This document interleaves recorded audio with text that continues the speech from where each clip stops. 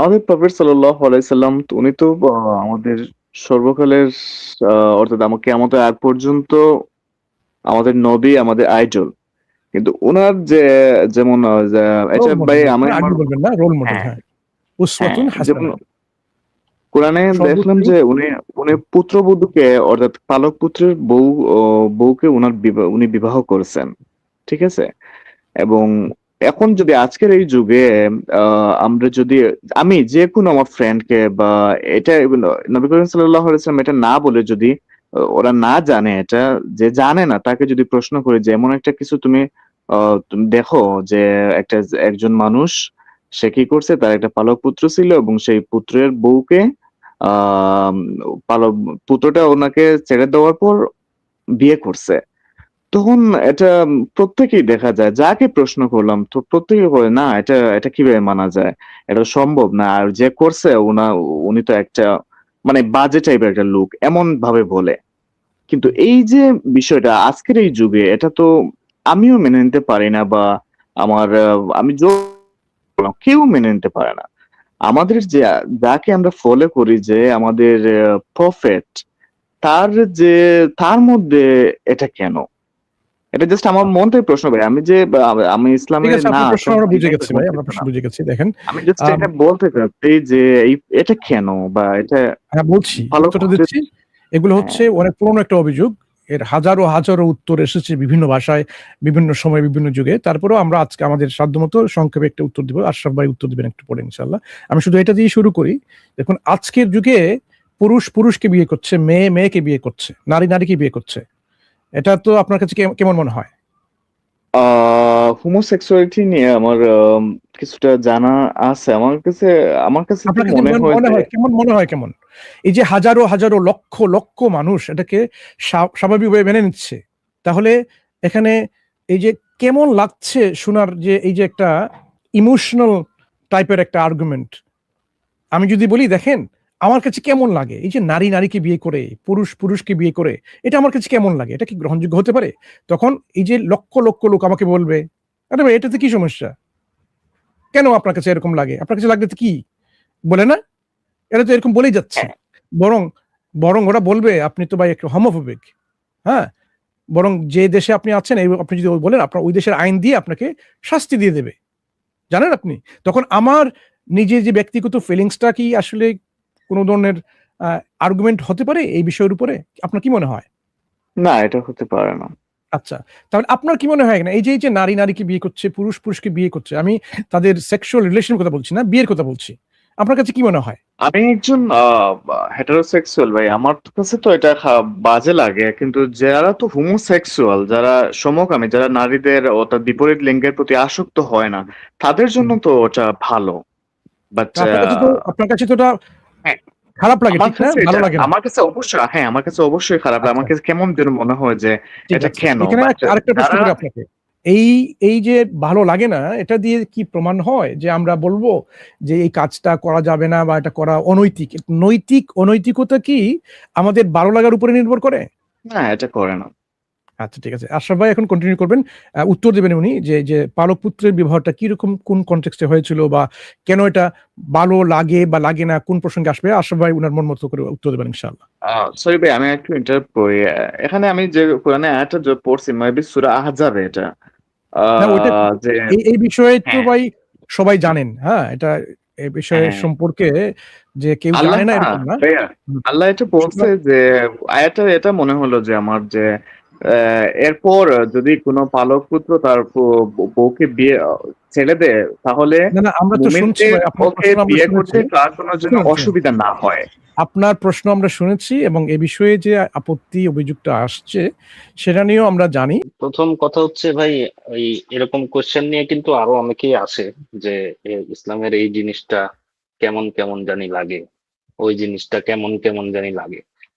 আসলে মনসুর ভাই যে এক্সাম্পলটা দিলেন হোমোসেক্সুয়ালিটির, এটা তো আপনি আমি আমি খুব অবাক হয়েছি ভাই যে আপনি রসুল ইসলামের একটা বিয়ে, যেটা বৈধ বিয়ে এবং যেটার বৈধতা দিয়ে আল্লাহ কোরআনে আয়াত নাজিল করছেন, সেটা আপনার কেমন কেমন জানি লাগে, কিন্তু এই হোমোসেক্সুয়ালিটির মতো একটা বিষয়কে আপনি এইভাবে বলতেছেন যে তাদের কাছে তো এটা ভালো লাগে, আমার কাছে ভালো লাগে না, কিন্তু তাদের কাছে ভালো লাগে। আপনি আপনি নিজের মানদণ্ডে ভাই এটা বিচার করেন তো। আপনি যে রাসূল সাল্লাল্লাহু আলাইহি ওয়াসাল্লামের চরিত্র নিয়ে প্রশ্ন করলেন, আপনি নিজের যেই মানদণ্ডে আপনি হোমোসেক্সুয়ালিটিকে বিচার করতেছেন, সেই মানদণ্ডে বিচার করলে কি এটা কি কোনো অন্যায় হয়? সেই মানদণ্ডেও তো এটা অন্যায় হয় না। আপনি যে মানদণ্ডে হোমোসেক্সুয়ালিটিকে বলতেছেন যে এটা তো তাদের ভালো লাগে তারা করে, সেই মানদণ্ডেও তো এটা অন্যায় হয় না। আর এখানে মুফতি সাহেবরা আছেন। না, উনি তো আহ, আমাদের প্রফেট, যাকে আমরা আইডল মানে। হ্যাঁ, উনার আমি এটাই উনার আমি তো আমার নবীকে আমি আইডল মানে, এবং যাকে আমরা অনুসরণ করতেছি এবং কিয়ামতের আগ পর্যন্ত সবাই অনুসরণ করবে, তার এমন একটা ঘটনা, এটা কেমন যেন লাগে, এটা তো বলতে এটাই তো আমি বললাম পারি ভাই, না। এটা কেমন জানি লাগে আর হোমোসেক্সুয়ালিটি কেমন জানি লাগে না, এটা তো হইলো না। এটা কি হয়? এটা তো কোনো দিক থেকে মিলতেছে না আপনার হোমোসেক্সুয়ালিটি কথা। যারা করে হোমোসেক্সুয়ালিটি যারা করে তাদের তো আমি আইডল মানে না, ঠিক আছে? ও আচ্ছা, আপনি তাদেরকে আইডল মানেন না, বুঝতে পারছি। আচ্ছা, না ভাই, আপনারা একটা প্রশ্ন করলে এটা কেমন কিভাবে নিয়ে যান? আমরা তো এটা যদি একটা সংশয় হামায়, যদি একটা কিছু আমাদের প্রশ্ন জাগে, এটা তো আপনাদের কাছে করবো না, কার কাছে করবো ভাই? আমি কি ওই যে আজে বাজে নাস্তিকদের সাথে করব? তাদের কাছ থেকে আমি কি জানার চেষ্টা জি জি করব? জি জি। তাহমিদ ভাই বা মাহবুব ভাই কি এই বিষয়ে অ্যাড করতে চান? আপনি যে মানে পয়েন্ট অফ ভিউ থেকে বা যাদের পয়েন্ট অফ ভিউ থেকে এই প্রশ্নগুলো শুনে শুনে আপনার কান পেকে গেছে, তো তাদের পয়েন্ট অফ ভিউ থেকে আপনাকে কয়েকটা প্রশ্ন করি। সাপোজ ধরে নেন যে রাসূল সাল্লাল্লাহু আলাইহি ইসলামের কাছে কোনো ওহী আসেনি, তিনি কোনো ওহী পাননি, তবে তিনি সমাজটা যাতে সংশোধিত হয়, যেন হয়, এই জন্য তিনি আহ, একটা ক্যারেক্টার তিনি বানিয়ে নিয়েছেন। ধরেন নাউজুবিল্লাহ, তিনি আপনি ধরে নেন, ধরার পর জানাব রাদিয়াল্লাহু তাআলা আনহা কিন্তু রাসূল সাল্লাল্লাহু আলাইহি সাল্লামের কাজিন ছিল, হয় চাচাতো অথবা ফুফাতো বোন এরকম কিছু, এবং ছোটবেলায় তারা একসাথে বেড়ে উঠছেন। কিন্তু ফুফাতো বোন শুনছে। ফুফাতো বোন, ধন্যবাদ, অনেক ধন্যবাদ। তো ফুফাতো বোনের সাথে কিন্তু ছোটবেলায় দেখা হয়েছে, ছোটবেলা থেকে তাকে চিনেন, কিন্তু তিনি তার প্রথম বিয়েটা বা তার যে বিয়েটা তিনি যেটা দিলেন, সেটা তিনি দিলেন তার পালক পুত্রের সাথে, তিনি কিন্তু নিজে বিয়ে করেননি। নাস্তিকদের পয়েন্ট অফ ভিউ থেকে প্রশ্ন আসে এটা যে নাউজুবিল্লাহ রাসূল সাল্লাল্লাহু আলাইহি ওয়াসাল্লামের সাথে একটা গোপন সম্পর্ক, এরকম কিছু একটা, নাউজুবিল্লাহ। কিন্তু এটা যদি থাকতো তাহলে প্রথমে তিনি নিজেই বিয়ে করতেন, কারণ জায়নাব রাদিয়াল্লাহু তাআলা আনহু রাসূল সাল্লাল্লাহু আলাইহি ওয়াসাল্লামকে বিয়ে করার জন্য রাজি ছিলেন, এটাতে কোনো বিন্দু মাত্র নাই। কারণ তার পরবর্তীতে বিবাহ পরবর্তী তার যে উৎফুল্লতা এবং তার কথাবার্তা সবকিছু মিলে আমরা যেটা বুঝতে পারি যে জায়নাব রাদিয়াল্লাহু তাআলা আনহু রাসূল সাল্লাল্লাহু আলাইহি ওয়াসাল্লামকে বিবাহ করে খুব খুশি ছিলেন, খুব সুখে ছিলেন। সুতরাং পয়েন্ট নাম্বার ওয়ান, যে তাদের সাথে যে গোপন কোনো প্রণয় ছিল নাউজুবিল্লাহ, এটার কোনো ভিত্তি নাই। যদি ভিত্তি থাকতো তাহলে রাসূল সাল্লাল্লাহু আলাইহি ওয়াসাল্লাম যদি প্রস্তাব দিতেন, জানাব রাদিয়াল্লাহু তাআলা শুরুতে রাজি হয়ে যেতেন। এক নম্বর। দুই নম্বর হচ্ছে হলো, যখন রাসূল সাল্লাল্লাহু আলাইহি ওয়াসাল্লাম যায়েদের সাথে জানাব রাদিয়াল্লাহু তাআলার বিয়েটা দিলেন, তখন তাদের সংসারে কিন্তু বনিবনা হচ্ছিল না, ঠিক আছে? তো নাস্তিকদের পয়েন্ট অফ ভিউ থেকে দেখেন যে যদি কোনো একটা পার্টনার কেউ বেছে নেয়, ধরেন কোন একটা কেউ লিভ টুগেদারেই গেল, অথবা ওই আপনাদের মতে যে, সরি, ওই নাস্তিকদের মতে যে বিবাহ সেটাই করলো, ঠিক আছে? তাদের তাদের মধ্যে যদি বনিবনা না হয় তাহলে কি হবে ভাই? ছাড়াছাড়ি হবে, এই তো হ্যাঁ, প্রশ্ন, ভাই উত্তরটা দেন। হ্যাঁ, ছাড়াছাড়ি হওয়ার পর ওই মহিলা কাকে বিবাহ করলো এবং ওই মহিলার সাথে কার প্রণয় হলো, সেটা নিয়ে তো ওই মানে জায়েদ বা ওই পক্ষ যার সাথে ডিভোর্স হয়েছে বা ছাড়াছাড়ি হয়েছে, তার তো কোনো মাথা ব্যথা থাকার কথা না, বা ভিক্টিমাইজ করার তো কোনো কথা না, উচিত না, বা এটা তো ঠিক হ্যাঁ, না, এটা ঠিক না? বুঝতে পারছে। হ্যাঁ, কথা না। এতটুকু পর্যন্ত ঠিক ঠিক আছে, ঠিক আছে? হ্যাঁ, ক্লিয়ার। তালাক হইলো, তারপর আরেকজনের সাথে বিবাহ হলো, এটা একদম ফাইন। প্রবলেমটা কোন জায়গায়? প্রবলেমটা হচ্ছে হলো যে ওই যে ছেলেটা ছিল, ওই ছেলেটা হচ্ছে হলো পালক পুত্র ছিল, এই জায়গাটায় প্রবলেম, ঠিক না? যে এতদিন তো পালক পুত্রের বউ ছিল, এরকম কিছু হ্যাঁ, প্রশ্ন ভাই, এটাতেই তো প্রবলেমটা, মেইন প্রবলেমটা কিন্তু এটাতে, কিন্তু এখানে কিন্তু প্রবলেম না এটা যে রাসূল সাল্লাল্লাহু আলাইহি ওয়াসাল্লাম জায়েদকে দিয়ে তালাক দেওয়াইছেন তারপরে বিবাহ করছেন, এরকম তো না। রাসূল সাল্লাল্লাহু আলাইহি ওয়াসাল্লাম তো চেষ্টা করছেন সরি, যেন সরি মাহবুব ভাই, সংসার। আমি আমি আমি জাস্ট একটু ইন্টারাপ্ট করি আপনাকে। I am sorry. হুম, বলেন। সেটা যদি পাশের বাড়ির কলিমুদ্দিন করতো, এটাতে হয়তো আমি তাকে গালি দিতাম বা অন্য কিছু বলতাম, কিন্তু এটা আমি ধীরে ধীরে ওই জায়গাটায় যাচ্ছি। আমি কিন্তু প্রথমে কিন্তু রাসূল সাল্লাল্লাহু আলাইহি ওয়াসাল্লামের দিকে যাইনি, আমি কিন্তু আস্তে আস্তে এভাবে আগাচ্ছি। আপনি যে জায়গায় যেতে চান আমি সেই জায়গায় যাবো, সমস্যা নেই। আমি কোন জায়গায় ছিলাম যেন, যে রাসূল সাল্লাল্লাহু আলাইহি ওয়াসাল্লাম কিন্তু এমন করেন নাই যে যায়েদ তুমি ওকে তালাক দিয়ে দাও, আমি এখন ওকে এরকম তো করেন না। রাসূল সাল্লাল্লাহু আলাইহি ওয়াসাল্লাম কিন্তু তার সংসারটা যেন টিকে থাকে সেটার ব্যবস্থাই করছিলেন, ঠিক না? তাকে যায়েদকে বেশি বেশি উপদেশ দিচ্ছিলেন যে সংসারটা টিকিয়ে রাখো। এরকম না ঘটনাটা ভাই? হ্যাঁ, এরকম কিছু তাফসীরে আমি দেখছিলাম যে নবী করিম সাল্লাল্লাহু আলাইহি সাল্লাম যেমন তাফসীর জালালাইন বা অন্য কিছু একটাতে আছে যে নবী করিম সাল্লাল্লাহু আলাইহি সাল্লাম জায়েদকে খুঁজতে উনার বাসায় গেছিলেন। আচ্ছা, তাফসীরে তাবারিতে আচ্ছা, জালালাইন না, তাবারিতে। আচ্ছা শুনুন, ওই ঘটনা ডিসকাস করব। প্রশ্ন ভাই, আমরা ওই ঘটনাটা ডিসকাস করব। ওই ঘটনাটা হচ্ছে হলো একটা মাউজু অথবা জয়ীফ, মুফতি সাহেব এটা মনে হয় মাউজু হাদিসই হবে। এখানে যে প্রবলেমটা আপনি দেখতেছেন, সেই প্রবলেমটা কিন্তু ওই পয়েন্ট অফ ভিউ থেকে এর চাইতেও জঘন্য কিছুকে মানে ক্যারি করা হয় না। যেমন আমি যদি উদাহরণ দিই, আপনি বিখ্যাত নাস্তিক তাদের ইগুলাতে আপনি শুনবেন, বাংলাদেশে যে বঙ্গীয় নাস্তিক বলি আমরা, তাদের প্ল্যাটফর্ম গুলাতে শুনবেন, তারা বলছে যে কেউ যদি স্বেচ্ছায় যৌনকর্ম করে বা বিবাহ করে, সেটা হতে পারে ভাই বোন, মা ছেলে, বাবা মেয়ে, এইভাবে ডিরেক্ট এইভাবে কথা বলতেছে, তাতে কোনো প্রবলেম নাই। তার মানে এটা হচ্ছে তাদের কাছে নরমাল। আপনি যাদের কাছ থেকে এই মানে যে সমস্ত পয়েন্ট অফ ভিউ থেকে আপনি এটাকে আপনার কাছে কেমন কেমন যেন লাগতেছে, তাদের পয়েন্ট অফ ভিউ থেকে কিন্তু ভাই ওই যে ইনসেস্টটাও কোনো তেমন কিছুই না। তারা ভাই বোন, বাবা মেয়ে, মা ছেলে, এগুলোকেও তারা কেয়ারই করে না। এটা একদম নরমাল তাদের কাছে, ঠিক না? তো যাদের কথা শুনে আপনি নবী করিম সাল্লাল্লাহু আলাইহি ওয়াসাল্লামকে ঘৃণা করতে বা কেমন কেমন যেন লাগাতে শুরু করবেন, তাদের ওখানে কিন্তু ওটা আরো মানে একদম নরমাল, মানে এর চাইতেও জঘন্য জিনিস। অথচ এগুলা আমাদের ইসলামে একদম সম্পূর্ণ হারাম। নাস্তিকদের পয়েন্ট অফ ভিউ থেকেও যে রাসূল সাল্লাল্লাহু আলাইহি ওয়াসাল্লাম যায়েনব রাদিয়াল্লাহু তাআলা আনহার সাথে যে বিয়েটা হয়েছিল, সেটা একদম পারফেক্ট। মানে এখানে কোনো বিন্দু পরিমাণ কোনো নেই যে এখানে অনৈতিকতার কোন একটা ছোঁয়া দেখাবে যে না জয়নব রাজি ছিল না বা জায়েদকে জোর করে তালাক দেওয়া হয়েছে, কোনোটাই নেই। সুতরাং আমি না ওদের কাছে যাচ্ছি না ভাই, নাস্তিক আমরাও তো কিছু লেখাপড়া করি, শুধু যে নাস্তিকদের ওরা যে অন্য কোন একটা গ্রহ থেকে একটা বই নিয়ে আসে ওরা পড়ালেখা, এমন না তো। আমরাও তো কিছু একটা যদি পাই তাহলে তো একটু জানার চেষ্টা করি, পড়ার চেষ্টা করি। যখন এগুলো দেখি তখন তো মনে একটু প্রশ্ন যদি না মনে যখন এটা নিয়ে যখন প্রশ্ন জাগবে, আপনি এটা যখন আমি বলি, আপনি যখন এটা নিয়ে আপনার খটকা লাগবে, তখন তো আপনার ওখানে যে তাহলে তো ওরা ঠিকই বলে, তাহলে নাস্তিকরাই ঠিক। নাস্তিকরা যে ঠিক, নাস্তিকদের পয়েন্ট অফ ভিউ থেকে তো এটা রাইট ভাই, এটা তো 100% একদম মানে হ্যাঁ, এটা আপনি যা বলছেন ঠিক আছে।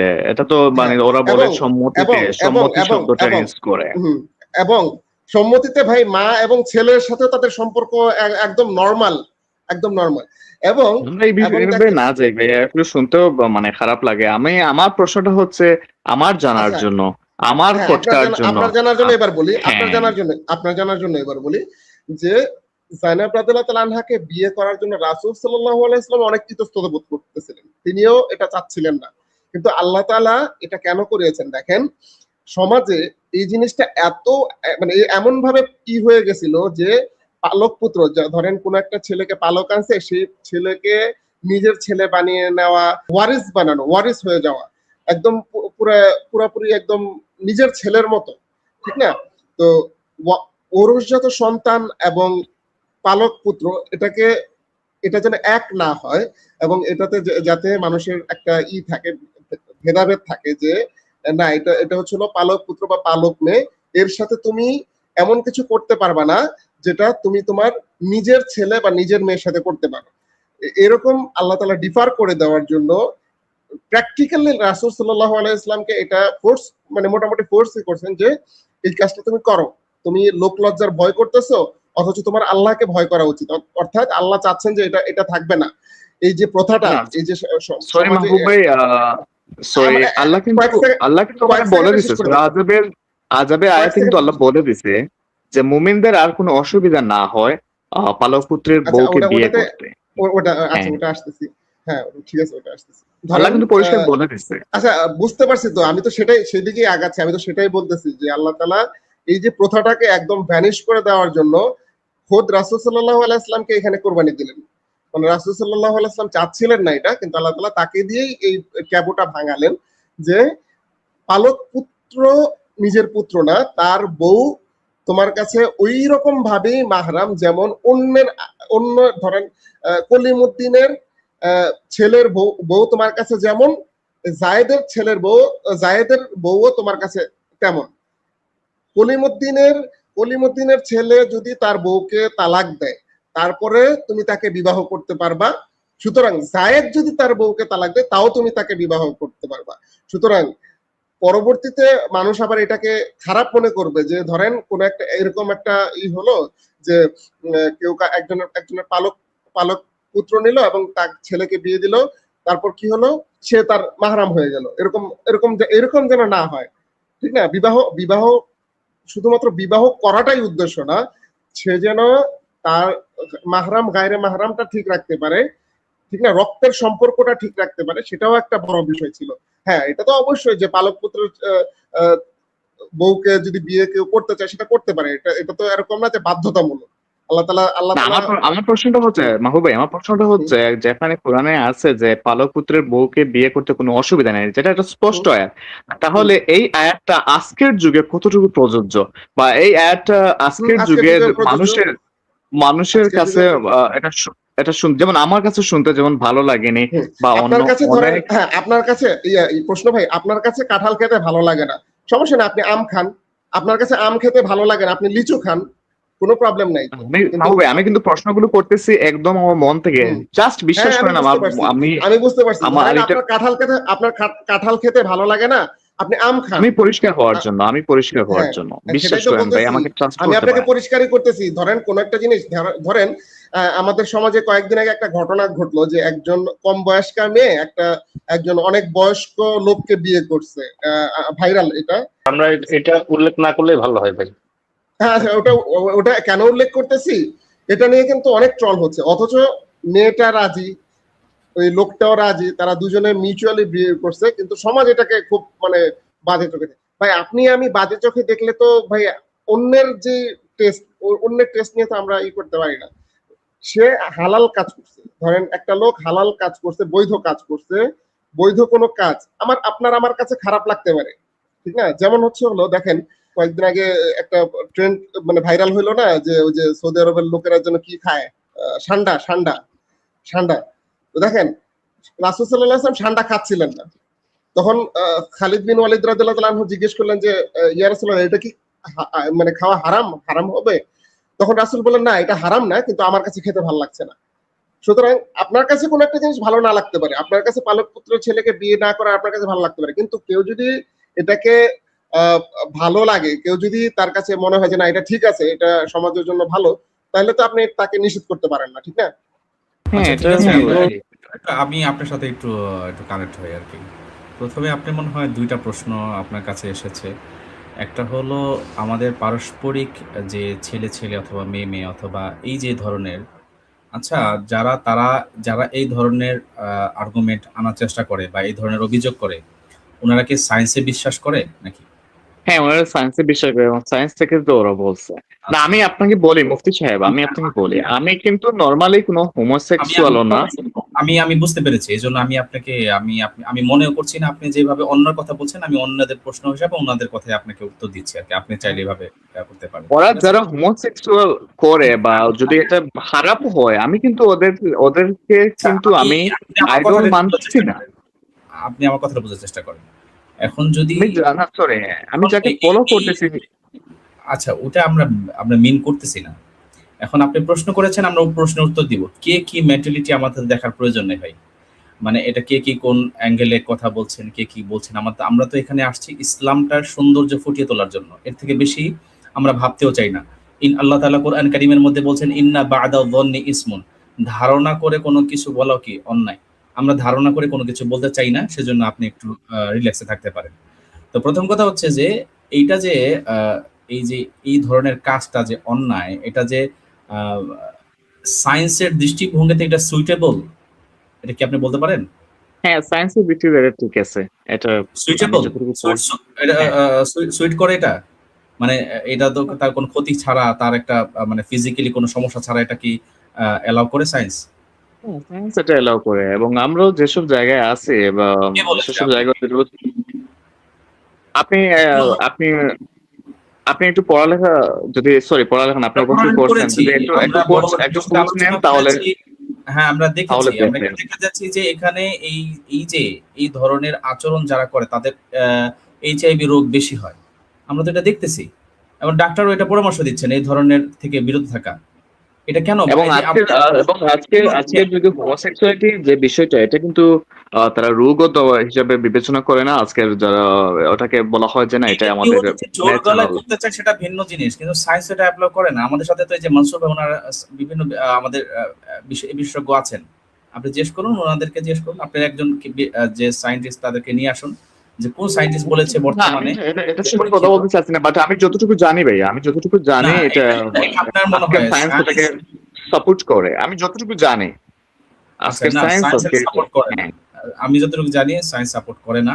হ্যাঁ, তাহলে ওটা আমি আরেকটু পড়ালেখা করে দেখবো, আমি আরেকটু জি। জানবো। জানার তো আর শেষ নেই, আমরা তো জানতে এটা পারি। কেন করে না? বিভিন্ন রোগ এবং বিভিন্ন ধরনের রোগ হতে পারে। তো এখন এই বিষয়টা যদি এই যে সায়েন্স অ্যালাউ করে না কেন, পুরুষে যখন করে তখন তাদের এটা বড় ধরনের একটা রোগ হয়, যে মরণ মরণ পর্যন্ত এই রোগটা নিয়ে যায়। ঠিক আছে? এবং এই রোগের অনেক সময় পরিপূর্ণভাবে চিকিৎসা একদম ফুললি আসছে কিনা, এটা আমার এই পর্যন্ত আমার জানা নাই। বাকি এটা অনেক বড় ধরনের মরণ বিধির মতো রোগ, এটা আসে আরকি। তো এখন কথা হচ্ছে যে ১ম যে তারা যে এই সুইটেবল বললেন আপনি, আসলে এটা আপনি জানেন না। আপনি হয়তোবা আরো বেশি যদি গবেষণা করেন তখন অবশ্যই বিষয়ে জানতে পারবেন। তো এখন কথা ১ নাম্বার কথা হচ্ছে যে এইটা হলো পুরুষ, মেয়ে বা এই ধরনের সমকামিতা অথবা কাছের জেন্ডারের সাথে বা নিজের বাবা-মা এই ধরনের জেন্ডারের সাথে কাজ করা কিন্তু নিজের জন্য অনেক ক্ষতিকর। তো এখন কথা হচ্ছে যে এখন এই যে কাজটা, তো এখন এই যে তারা যে বিভিন্ন ধরনের এই সরি আচ্ছা, সরি। তো এখন এই যে তারা এই যে কাজ করেছেন, আপনার যদি এই ধরনের কাজ হয় তাহলে আপনার প্রমাণ করতে হবে। আপনি আমাকে একটা প্রমাণ দিন যেখানে আহ, এই ধরনের অপকর্মের কারণে কোনো রোগ হয় না। একটা প্রমাণ দিতে পারবেন আপনি যে বলেছেন? আচ্ছা, আমি মুফতি ভাই সাহেব, আমার অবশ্যই। মনে হয় আমরা এই প্রসঙ্গটা ওনার প্রশ্নের অন্য একটা দিকে আলোচনা করি। এখানে এটা সায়েন্টিফিক অ্যাঙ্গেলে না গিয়ে এটা নৈতিকতার প্রশ্নটা আমার মনে হয় চলে আসছে। তাও না, দেখেন এখানে কিন্তু ৩টা দৃষ্টিভঙ্গি এখানে আছে, ৩টা পার্সপেক্টিভে এই বিষয় নিয়ে আলোচনা করা যায়। একটা হচ্ছে বৈজ্ঞানিক দৃষ্টিভঙ্গিতে, এখানে কি এটা কি আসলে ভালো কাজ নাকি এটা স্বাস্থ্যের জন্য ক্ষতিকর, একটা হচ্ছে বৈজ্ঞানিক দৃষ্টিভঙ্গি। আর একটা হচ্ছে এখানে নৈতিক দৃষ্টিভঙ্গি, যে এটা আসলে কি মরাল হলো কিনা, এটা নৈতিকভাবে এটা গ্রহণযোগ্য কিনা।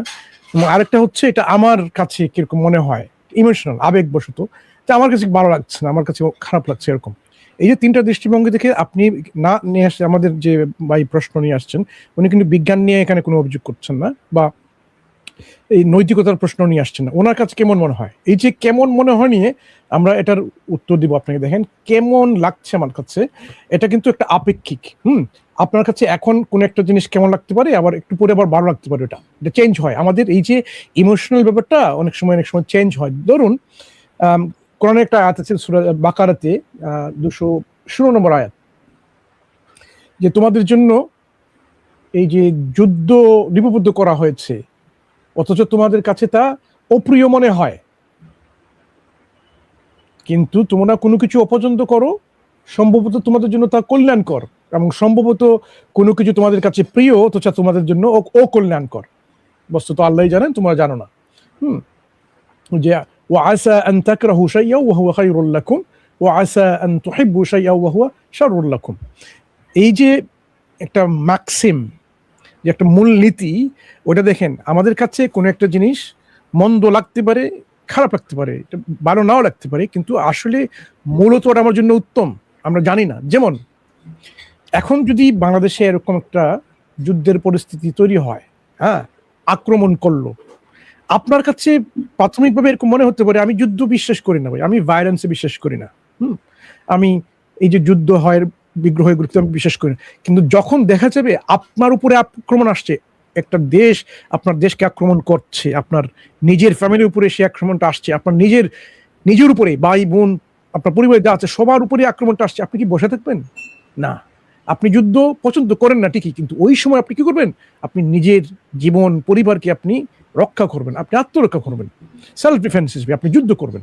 আপনার যা আছে, আপনার যা নিয়ে, আপনার এই যে কি বলবো ভাই, আপনার কাছে অস্ত্র না থাকলেও আপনি লাঠি সেটা নিয়েও আপনি এখানে আপনার নিজের জীবনকে, নিজের ফ্যামিলির জীবনকে আপনি প্রতিরক্ষা, আত্মরক্ষা করার জন্য আপনি নেমে যাবেন, আপনি বসে থাকবেন না, আপনি প্যাসিভিস্ট হবেন না ওই সময়। কারণ আপনি জানেন এই সময় প্যাসিভিজম এটা আপনার জন্য এটা প্র্যাকটিক্যাল হবে না, কারণ আপনি মারা যাবেন।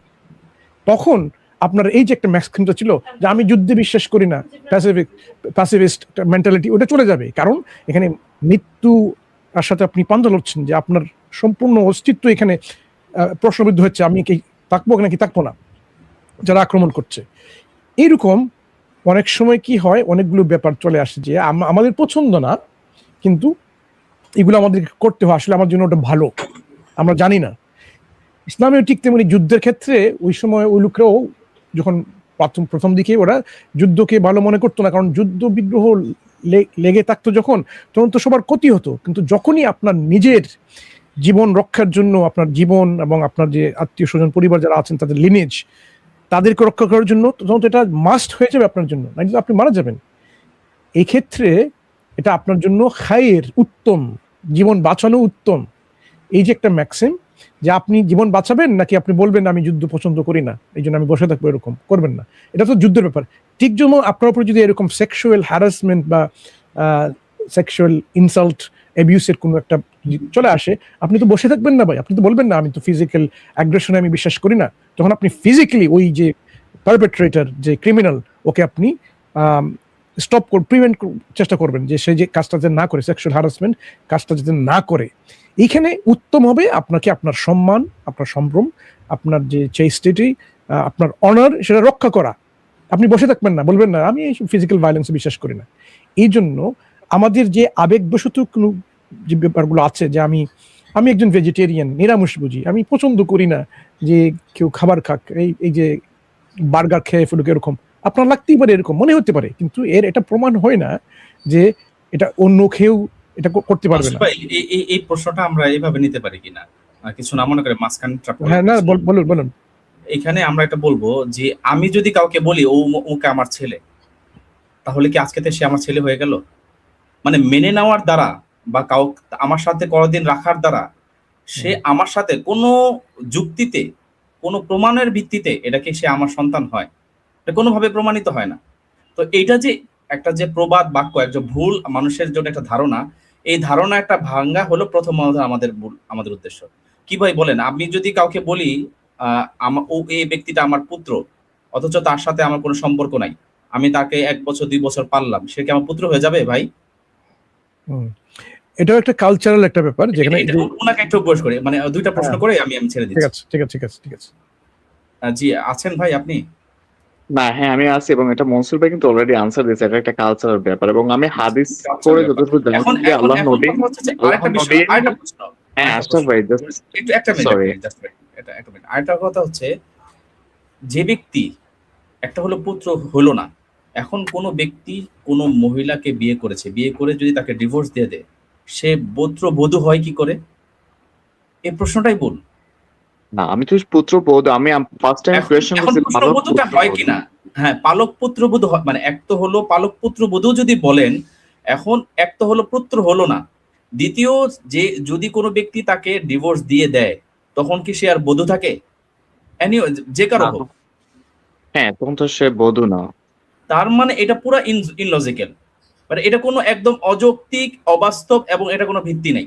তার মানে সাধারণ একজন সে মহিলা, সে একজন সাধারণ মহিলা প্রথম, এবং দ্বিতীয় এই যে পুত্রবধূ, পালক পুত্রবধূ, এই পুরা মানে কথাটাই ভিন্ন। আর যদি আপনি মনে করেন চিনি না জানি না যে কোনো একজন মহিলা, তার সাথে আপনার কোনো পরিচয় নাই, একজন বিবাহিত কোনো একটা পুরুষের সাথে উনি বিবাহ করেছেন অনেক দূর সম্পর্কে, এখন যতদিন সে বিবাহিতা অবস্থায় আছে আপনি তাকে বিয়ে করতে পারবেন বা অবশ্যই কেউ না। তাকে বিয়ে করতে পারবে? কেন? কারণ সে অলরেডি কারো স্ত্রী আছে, সে অলরেডি বধূ। বধূ তাকেই বলা হয় যখন কেউ তার অধীনে বিবাহিতা থাকে। তো আমাদের কনসেপ্টটা হচ্ছে, আমাদের এই প্রশ্নটাই ভুল, যে পালক পুত্র বধূ অথবা এই ধরনের বধূটা যে আমরা মাঝখানে আনি সেটাই আমাদের জন্য সঠিক না। তো এই যে নাস্তিকরা যে বড় বড় কথা বলেন, এটা কিন্তু সঠিক না। ওনারা যে বলেন যে মানে পালক পুত্র বধূ, এই যে প্রশ্নটাই এটা ইনলজিক্যাল। আপনি যদি বলেন ভাই আচ্ছা আপনি ভাইয়া, সরি সরি মুফতি মানে সাহেব, আমি আমি ওনাদেরকে বলছি, আপনাকে না হ্যাঁ, ওনাদেরকে আমার বলছি। বিষয়টা হচ্ছে, সরি, আমার বিষয়টা হচ্ছে শুধু আমার কাছে কেমন যেন লাগছে বলে, এটা কিন্তু মনসুর ভাই খুবই ভালো আন্ডারস্ট্যান্ড করতে পারছে। আমি জাস্ট আবার শেষ একটা কিছু বলে আমি চলে যাচ্ছি ভাইয়া। মনে করেন আপনার একটা পালক পুত্র ছিল এবং আপনার একটা পালক পুত্রের বউ আছে, পালক পুত্র আপনার বউকে ছেড়ে দিছে, ওনার বউকে ছেড়ে দিছে, আপনি কি আহ ওনাকে বিয়ে করতে আগ্রহী হবেন? আমি তাকে জাস্ট পুত্রই দ্যাট বলবো না, কোয়েশ্চেন। আমি তো তাকে পুত্রই বলবো না। আমাদের না, মাহবুব কিছু যদি বলার চেষ্টা করছেন এখানে। যদি খুবই এমন খুবই খুবই হয়, গুরুত্বপূর্ণ, খুবই গুরুত্বপূর্ণ ওনার এই প্রশ্নটা।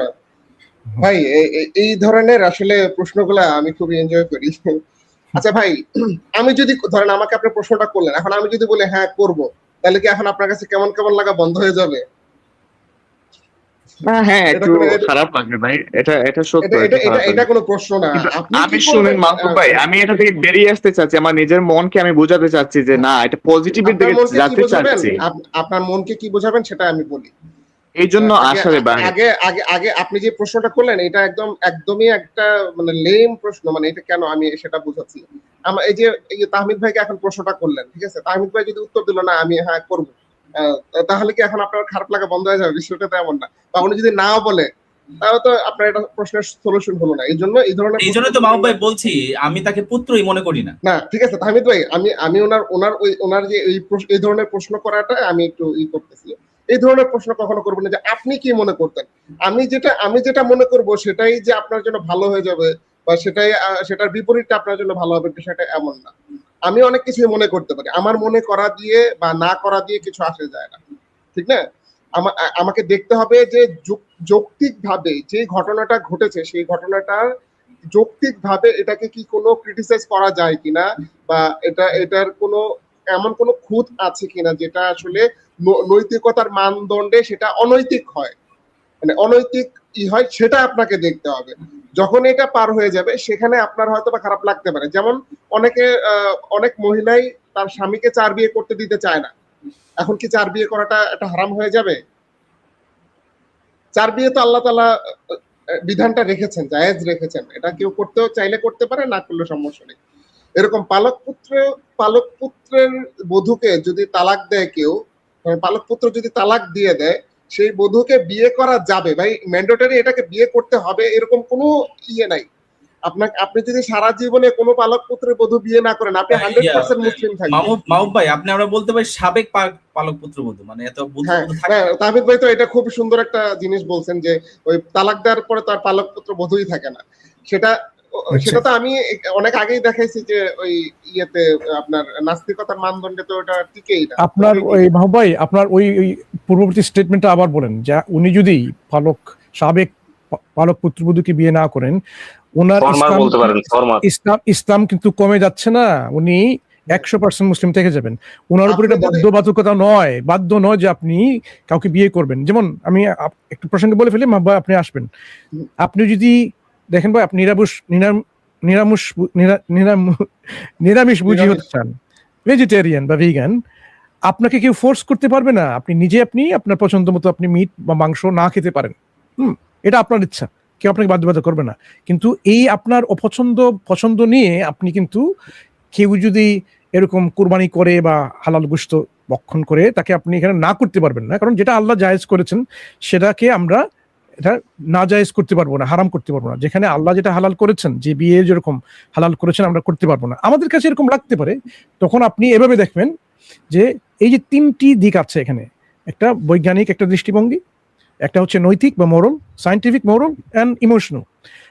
আপনি যদি মনে করেন এটা অনৈতিক, তখন আপনাকে দেখাতে হবে যে মাহবুব যেটা বলছেন কোন হিসেবে, কোন নৈতিক মানদণ্ডে সেটা অনৈতিক এবং কেন সেটা অনৈতিক হবে। আমরা কিন্তু এটা দেখাতে পারবো যে এটা কোনোভাবেই কোনো ধরনের ইমোরাল একটা হতে পারে না, যেটা ইমপ্লিসিটলি আমাদের সমালোচকরা বলতে চাচ্ছেন যে এটা একটা অনৈতিক কাজ। কিন্তু এখানে অনৈতিকতার কোনো প্রশ্নই আসতে পারে না। যে এখানে নিজের পুত্রকে পালপুত্রকে পুত্র হিসেবে যে কালচারে এটা মেনটেন করে না ইসলামিক দৃষ্টিভঙ্গিতে, আপনার পালপুত্র কখনো আপনার পুত্রের সমকক্ষ হতে পারে না। সুতরাং সেক্ষেত্রে যদি এখানে সাবেক পালক পুত্রের পুত্রবধূকে আপনি বিয়ে করেন বা না করেন, সেটা কালচারালি, ইসলামিক কালচারালি সেটা অ্যাকসেপ্টেবল, এটা জায়েজ আছে। আপনি যদি সেটা অপছন্দ করেন, আপনাকে কেউ বাধ্য করবে না এটা করতে। কিন্তু আপনি এখানে এই আপনার অপছন্দের ব্যাপারটা নিয়ে আপনি বলতে পারবেন না যে এই কাজটা আসলে ভালো না। যেমন আপনি পেঁয়াজ পছন্দ করেন না, রসুন পছন্দ করেন না, অনেক লোক আছে না, ওরা গন্ধই শুনতে পায় না, এরকম দাঁড়িয়ে আসে না এরকম, হ্যাঁ। কিন্তু এই কারণে আপনি কি বলতে পারবেন না না ইসলাম কেন সেটাকে জায়েজ করলো, রসুন খাওয়া, পেঁয়াজ খাওয়া, এটা আপনি বলতে পারবেন না। সেটাই আমাদের মাহবুব ভাই মনে হয় বলতে চাচ্ছেন। হ্যাঁ, প্লিজ কন্টিনিউ মাহবুব ভাই। না, হ্যাঁ আসলে মাহবুব ভাই, বলছো ভাই। মাহবুব ভাই, সরি, আমি আরেকটা বিষয় আমি বলতে চাচ্ছি প্লিজ। মনে করেন জি আমরা আল্লাহ না, আমি একটা কিছু বলি জাস্ট। আল্লাহ নবী মনে করেন খাওয়ার পর মধু খেতে ভালোবাসতেন। এটা যদি হয়, মনে করেন এটা যদি হতো, তাহলে আমরা কি করতাম? খাওয়া দাওয়া খাওয়ার পর চেষ্টা করতাম মধু হওয়ার। এটা কিন্তু যেহেতু আমাদের নবী করিম সাল্লাল্লাহু আলাইহি ওয়াসাল্লাম করছেন, এই ঠিক বিষয়টা একটু ইকুয়াল। যেহেতু পালক পুত্র, হ্যাঁ, ওনার যে তালাক হয়ে গেছে, তারপর আল্লাহ নবী বাবা, ওনাকে এটা বিয়ে করছে, এতে মনে হয় যে না, আমরা করাটাও একটা গুড। আচ্ছা আচ্ছা আচ্ছা আচ্ছা আচ্ছা আচ্ছা আনন্দ ভাই, মুফতি সাহেব, মনসুর ভাই, আমি আমার ভাইকে, আমাদের প্রশ্ন ভাইকে একটা প্রশ্ন করি। ভাই, সমাজে যদি একটা কোনো কুসংস্কার থাকে যেগুলো লোকজন ধরুন যে ভাঙতে চাইছে না, এখন আপনি যদি বলেন যে এটা একটা কুসংস্কার, আমি এটা ভাঙতে চাই, হ্যাঁ, তাহলে কি ওইটা কি প্রথমে আপনি নিজে করবেন না অন্যকে দিয়ে আগে করাবেন? হ্যাঁ, আমি এটা সর্বোচ্চ চেষ্টা করব। এটাও ঠিক আছে। আমি যদি আমার দ্বারা যদি না হয়, তাহলে অন্যর দ্বারা এটা চেষ্টা করব। আমি যদি না পারি, আমি অক্ষম হই, তাহলে অন্যর দ্বারা এটা চেষ্টা করবো, এটা এই কুসংস্কারকে দূর করার। একদম, যেমন ঈশ্বরচন্দ্র বিদ্যাসাগর বিধবা বিবাহ প্রচলনের আগে, না এই ঈশ্বরচন্দ্র রামমোহন রায় বলা হয় যে আমাদের পশ্চিমবঙ্গের এই আমাদের বাংলার ক্ষেত্রে যেটা হয়েছে যে আগে নিজের সন্তানকে একটা বিধবার সঙ্গে বিয়ে দিয়েছে, হ্যাঁ, নিজে করেনি কিন্তু নিজের সন্তানকে ওটা করেছে। তার কারণে একটা মানে বিধবা বিবাহ একটা অন্য ধরনের খারাপ জিনিস ছিল সমাজের দৃষ্টিতে। তাহলে সমাজে ধরেন একটা জিনিসকে খারাপ মনে করে, কিন্তু সেটা অযৌক্তিক জিনিস, সেটা ভাঙতে হলে আগে কি করতে হবে? নিজেকে। দোষটা কাকে নিতে হবে? পথটা কে দেখাবে? হ্যাঁ, এটা ঠিক আছে সারোয়ার ভাই, কিন্তু আমি যখন কোরআনের যে আয়াতটা পড়ছি, আচ্ছা, আপনি এখানে ওনার পয়েন্টটা কি জানেন? আপনি ভাই, আপনার পয়েন্টটাকে আমি ধরতে পারছি কিনা। রাসূল সাল্লাল্লাহু আলাইহি সাল্লাম যেহেতু এই কাজটা করেছেন, তার মানে আমরা চেষ্টা করব এই কাজটা করার জন্য। ভাই, এখানে আরেকটা জিনিস বুঝতে হবে, রাসূলুল্লাহ সাল্লাল্লাহু আলাইহি সাল্লাম যা করেছেন সবকিছু আমাদের জন্য ম্যান্ডেটরি না, বা আমাদের জন্য সবকিছু করতে হবে সেটা এরকম না। রাসূল সাল্লাল্লাহু আলাইহি সাল্লাম করতে হবে এটা না, এটা গুড হিসেবে আমরা বিবেচনা করি। করতে হবে সেটা বলছি না আমি। আপনার এই বিষয়টা আমি আপনাকে বলছি যে রাসূল সাল্লাল্লাহু আলাইহি সাল্লাম কিছু কাজ করেছেন যেটা ওনার জন্য পার্সোনাল ছিল, আবার কিছু কাজ করেছেন এটা একটা বৈধতা দিয়েছেন, আবার কিছু কাজ করেছেন এটা বাধ্য করেছেন। বাধ্য করতে আমরা বাধ্য, মানে মানতে আমরা বাধ্য। বিভিন্ন ক্যাটাগরি আছে। এটা হলো একটা এমন ক্যাটাগরির যেটা একটা বৈধতা দিয়েছে, বাস। এমন একটা মহিলা, যেমন ধরুন তার পালক পুত্র পূর্বে ছিল, পরবর্তীতে সে একটা অসহায় হয়ে গিয়েছে, তাকে কেউ দেখাশোনা করছে না। এখন সে যদি ওই সাবেক তার যে পুত্রবধূ ছিল তার সাথে যদি বিয়ে করতে চায়, তখন সে কি ধারণ করবে? তার কি হবে? সে কি এভাবেই থেকে যাবে, নাকি তার পাশে সে দাঁড়া যাবে? কেননা সে তো এখন তার কি মাহরাম, তো মাহরামের সাথে তো কোনোভাবেই তাকে প্রোটেক্ট করা বা তার সাথে রাখা এটা তো কোনোভাবে উচিত হবে না। এখন কি করলো? এই বিয়ের মাধ্যমে যদি কেউ চায়, এটা একটা বৈধ উপায়, বৈধতা দেওয়া হয়েছে। ঠিক আছে, আপনি যদি কোরআনের আয়াতটা পড়েন, এই আয়াতের মধ্যে কিন্তু এটাই বোঝা গেছে। এবং রাসূল সাল্লাল্লাহু আলাইহি সাল্লামের তাফসীরের মধ্যে লেখা, রাসূল বলছেন আমার জন্য কঠিন হয়ে গিয়েছিল, এবং উনি বারবার যায়েদ রাদিয়াল্লাহু তাআলা আনহুকে উনি বলছেন যে তুমি একটু তুমি ডিভোর্স দিও না, তুমি তাকে বজায় রাখো। আল্লাহ তাআলা পছন্দের মধ্যে, জায়েজ কাজের মধ্যে এই জিনিসটা অপছন্দ করেন। তালাক দেওয়াটা অপছন্দনীয় কাজ। তারপরে আল্লাহ তাআলা এটাও জানিয়ে দিয়েছেন যে জায়েদ সে নিজে নিজে সিদ্ধান্ত নিয়েছে। সূরা আহজাবের আয়াতের মধ্যে কি বলেছেন? আমসিকা ওয়াত্তাকিল্লাহা ওয়া তুখফি নাফসিকা মাল্লাহু মুবদিহি ওয়া তাখশান নাস ওয়া তুখফি নাফসিকা, সে মনে মনে চিন্তা করে নিয়েছে সে ডিভোর্স দিবেই, সে প্রতিজ্ঞাবদ্ধ। আল্লাহ তাআলা এটা আগে জানিয়ে দিয়েছেন রাসূল সাল্লাল্লাহু আলাইহি সাল্লামকে। তো আল্লাহ তাআলা আল্লাহ রাসূল কি বলছেন? ওয়াল্লাহু আহাক্কু আন তাখশা, আল্লাহ তাআলা কি বলেছেন? জায়েদ, আল্লাহকে ভয় করো, তুমি একটু তাকে একটু কম্প্রোমাইজ করে নাও, একটু দেখো মিউচুয়াল করে তার সাথে মনোমান্যতা সবকিছু দূর করে তার কাছে আসা যায় কিনা। রাসূল সাল্লাল্লাহু আলাইহি সাল্লাম যদিও জানতেন, কিন্তু উৎসাহ প্রদান করেছিলেন যত সম্ভব সে যেন আরো দেরিতে ছাড়ে, যেহেতু আল্লাহ তাআলা বলে দিয়েছেন যে ছাড়বেন, আল্লাহ তাআলা কখনো মিথ্যা হতে পারে না। তো এই জন্য আমরা এখান থেকে একটা কনসেপ্ট নিতে পারি, আল্লাহ রাসূল সাল্লাল্লাহু আলাইহি সাল্লামের জন্য এটা কঠিন ছিল, যেটা মাহবুব ভাই একটু আগে বলেছেন এবং মানসুর ভাই এটা বলেছেন, যে রাসূল সাল্লাল্লাহু আলাইহি সাল্লামের জন্য কঠিন ছিল যে এই পরিস্থিতিতে চারদিকে শত্রু, এই শত্রুর ভিড়ে রাসূল সাল্লাল্লাহু আলাইহি সাল্লামের একটা কুসংস্কারের বিপরীত গিয়ে তার একটা হুকুম বাস্তবায়ন করেছেন। আল্লাহ শুধু করবেনই, সারা পৃথিবী যদি রাসূলের বিরুদ্ধে যায় রাসূল তো করবেনই, কিন্তু রাসূল একটু ভয় পাচ্ছিলেন যে আমি কিভাবে নিজেকে নিজে এই কাজ করে কতটুকু আমাকে এই ধরনের চাপ প্রয়োগ করবে। এই জন্য আল্লাহ তাআলা কি বলেছেন? ফালাম্মা কাদা যাইদুম মিনহা ওয়াতারান যাওয়াজনাকা লিকাইলা ইয়াকুনা আলাল মুমিনিনা হারাজ ফি আজওয়াজি আদিয়াহিম ইযা কাদাউ মিনহুন্না ওয়াতারা। যে হোক, এই পুরা আয়াতের মধ্যে বলেছেন আল্লাহ তাআলা রাসূলকে বলছে আপনি কাকে ভয় পান? এই মানুষদেরকে ভয় পান। আল্লাহ তাআলা তাকে উৎসাহ প্রদান করছে, নির্ভয় দিচ্ছেন আল্লাহ তাআলা। তো এখানে এটি মিন করা হয় যে এখানে আল্লাহ তাআলা রাসূল সাল্লাল্লাহু আলাইহি সাল্লাম এটাকে করতে আগ্রহ প্রকাশ করছেন না, আবার না করা একটা যে নাজায়েজ ছিল, অনেকে হারাম মনে করতো ওই যুগে, এই হুকুমটা যেন রহিত হয়ে যায় বা মানুষের ভিতর থেকে এই ধরনের চিন্তা ভাবনা যত বের হয়ে যায়, সেজন্য শুধু এই বিধানটা আল্লাহ রাসূল সাল্লাল্লাহু আলাইহি সাল্লামের আল্লাহ তাআলা আল্লাহ রাসূলের মাধ্যমে করিয়েছে। নবী যেটা করেছেন সেটা আমাদের জন্য একটু উৎসাহ দেয় যে আমরা এটা করি।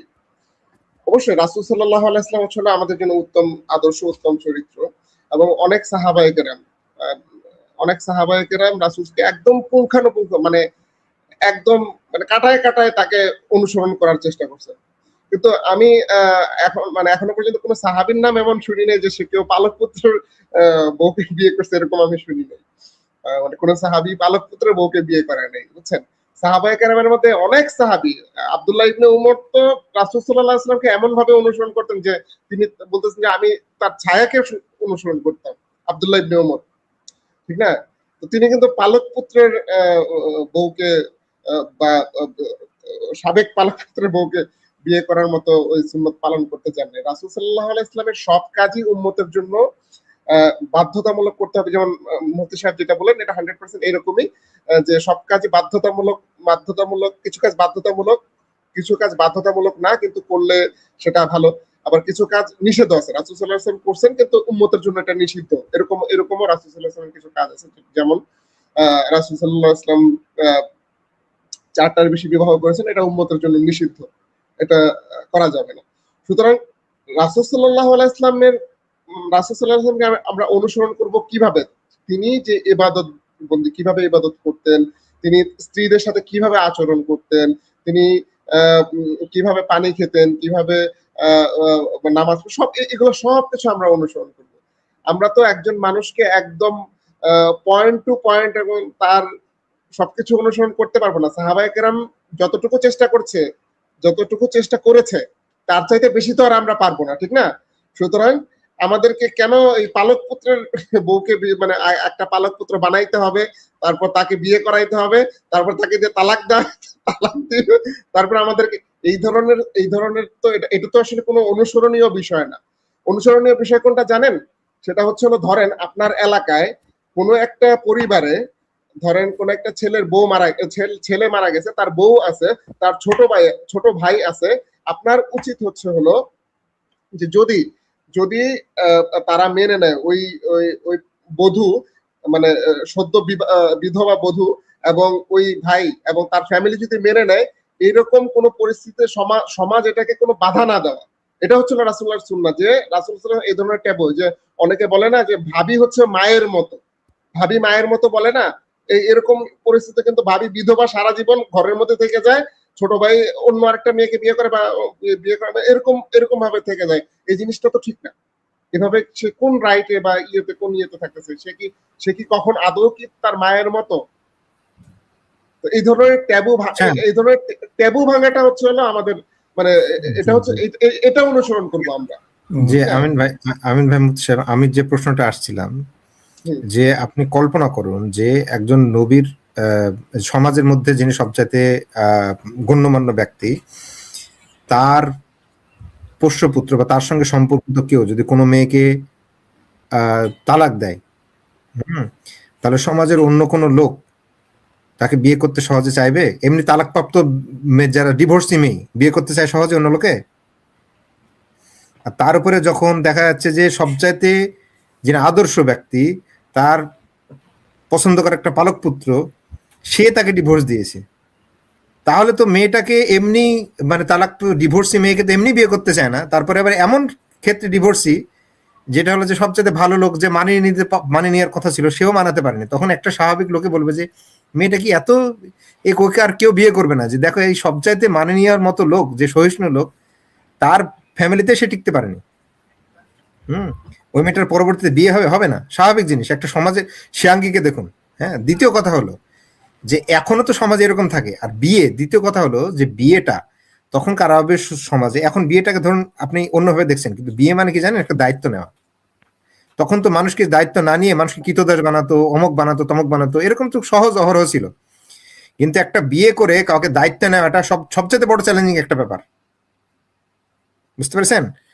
তো সেই জন্যে দুটো কথা, এক হচ্ছে যে এমন একটা জিনিস করেছেন যেটা হলো যে একটা মেয়েকে যাদের সঙ্গে রাজিনাথনের সঙ্গে বিয়ে দেওয়া হয়েছিল, একটা বিয়ে দেয়া হলো, তারপরে মেয়েটা যখন এরকম অবস্থায় হলো, তালাক হয়ে গেল, তখন মেয়েটাকে সমাজের অন্য কেউ বিয়ে করবে না, স্বাভাবিক একটা টেন্ডেন্সি থাকবে।